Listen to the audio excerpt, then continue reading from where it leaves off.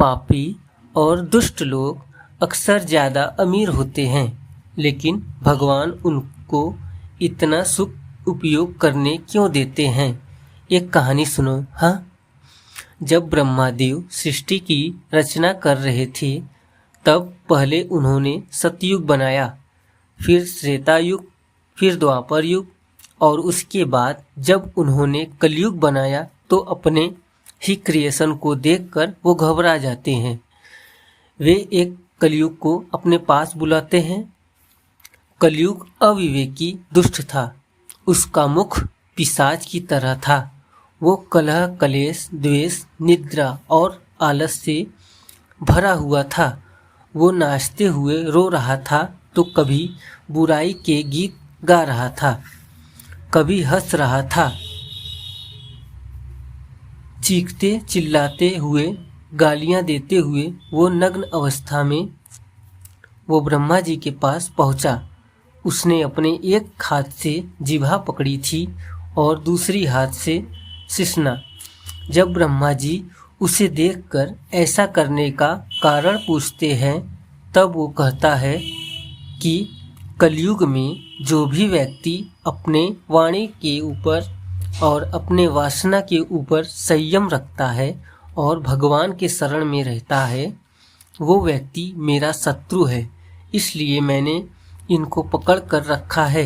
लेकिन जो व्यक्ति अपने जिह्वा से झूठ बोलता है, गलत बोलता है, लोगों को लूटता है, फंसाता है, अधर्म का सहारा लेकर सुख उपयोग करता है, अपने वासना की पूर्ति करता है या गलत मार्ग से धन कमाता है, ऐसा व्यक्ति मेरा प्रिय है, सखा है।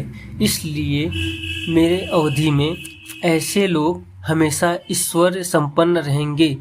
तब ब्रह्मा देव कलयुग को आदेश देते हैं कि ठीक है, तुम पापी, दुराचारी, दुष्ट लोगों के पक्ष में रहो, उनको धन दो, ईश्वर संपन्न करो।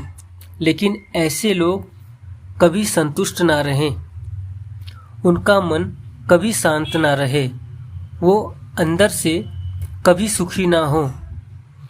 पापियों की चकाचौंध सिर्फ बाहर से हो, अंदर से वो हमेशा खाली रहे। इस बात की तुम सावधानी से जिम्मेदारी लो। ब्रह्मादेव आगे कहते हैं कि हे कलयुगे, तुम्हारे समय में जो भी व्यक्ति